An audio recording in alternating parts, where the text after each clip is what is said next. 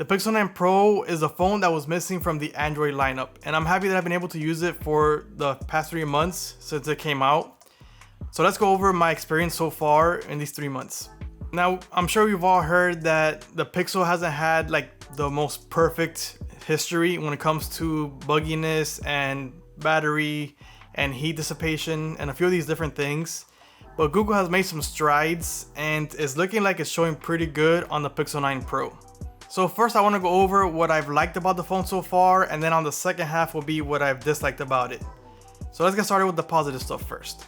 The first thing, and probably one of the more important aspects of this phone, because it's that Pro phone at the smaller size, is the camera package. And so far it's been pretty much almost perfect. 99% of my pictures and videos are coming out just right because Pixel has one of the more consistent outputs in terms of all the different brands. And all the pictures just look great pretty much. So I'm really happy with the camera package. And one thing that I was actually surprised about is that when I compared it to the S24 Ultra in the furthest distances, the picture was actually clearer on the Pixel 9 Pro than it was on the S24 Ultra. Now this is not exactly a huge stretch because now they both have 5x lenses instead of the Ultra having a 10x. For the most part, the S24 Ultra is usually considered to have one of the longest ranges and the best output at long range.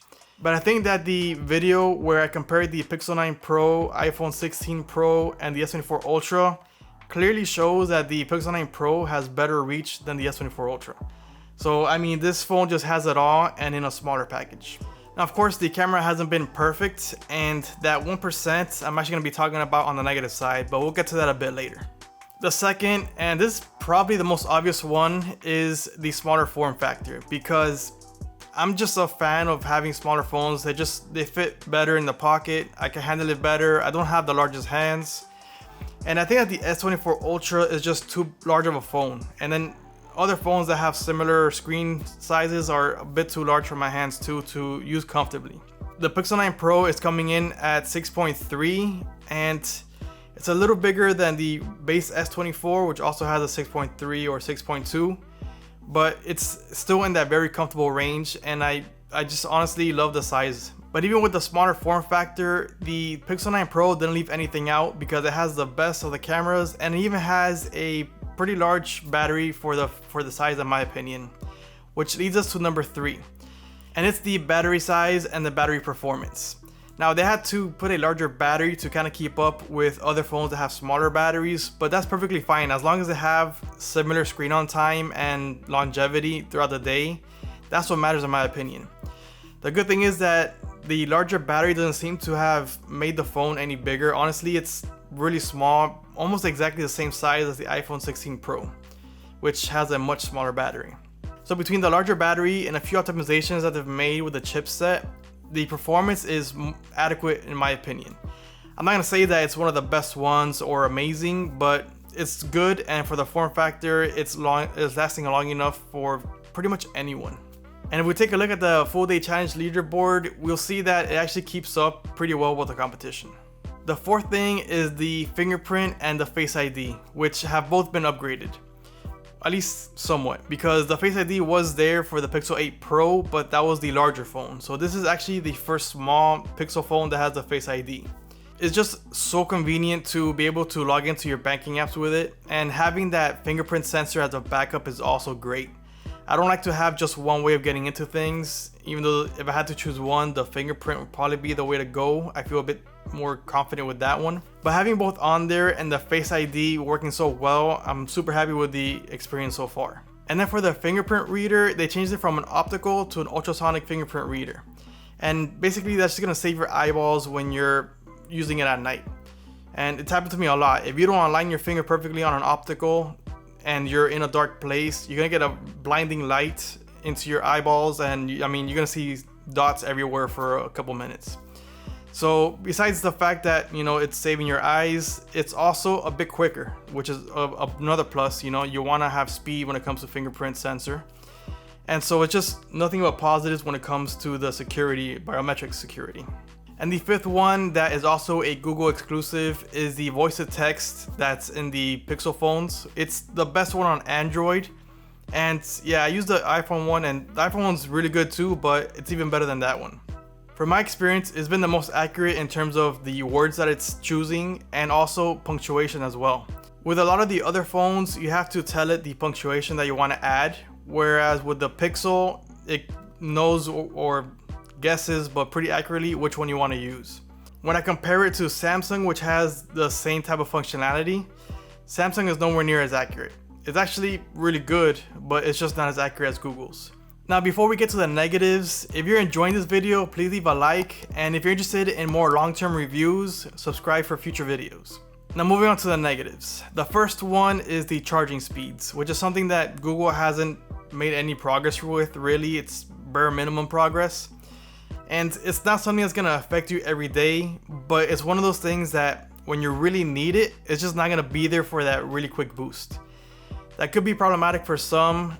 For me, it hasn't really been that much of an issue since, I work from home and I charge it overnight. I'm pretty much always near a charger. And so far, I haven't had any instances where I've had to charge in the middle of the day to boost it up. So it hasn't been an issue for me, but I could definitely see it being an issue for others. The second thing is that I see random bugs here and there where I normally wouldn't see it on Samsung. So if Samsung is able to do this with the same back end or root Android, just with a skin on it, I just don't understand why Google, which is the owner and developer of Android at this point, is not able to have the most efficient and fluid, bug-free experience. So far, it hasn't kept me from using an app, but one of the ones that I remember the most is with my budgeting app, where it would take me 3 or 4 startups or having to restart the app for it to work, because it would just crash when I go to, I guess, sync will be the word, my bank account with the app. The second time this happened was actually with the native camera app, which is probably the most surprising for me. It was only one instance, but it happened 3 or 4 times before it started working again. And it's just something that I don't expect from Google, it being such a big company and it being the owner of Android. But it does happen, and it's unfortunately just not the most reliable one. It is very reliable, but it's just not the most reliable one. I think Samsung is still more reliable. The third one is the 1% of the camera usage, which is the night mode. So I've had some success with the night boost where it comes out good, but I've also had some times where it looks like it's shooting at 14 or 12 frames per second, or where you can see that's actually very choppy.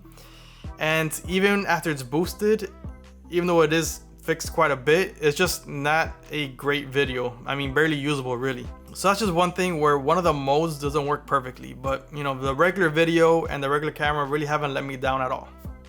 And then the fourth one is the price. Even though it is on par with the iPhone 16 Pro, I don't think that's the right price just because iPhone is doing it. So I think it should be more towards 900, or the 256 gigabyte model should be 1,000, and then the 128 should be a bit lower. I think the difference is $60. So if it started at 940 and then the 256 was $1,000, I could live with that a bit more. But paying $1,000 for 128 gigabytes, which in most scenarios is not going to be enough. I mean, especially with these cameras that are shooting 4K, 8K. You have raw 50 megapixel photos that are like 24 to 30 megabytes per photo. It's just that 128 is going to fill up like in a month if you use it that way. So it's just not enough, and the minimum should really be 256 at $1,000. That's my only gripe with it.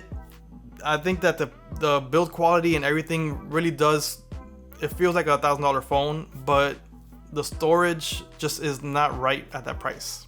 So overall, this has been one of my favorites, if not my favorite phone of the year so far.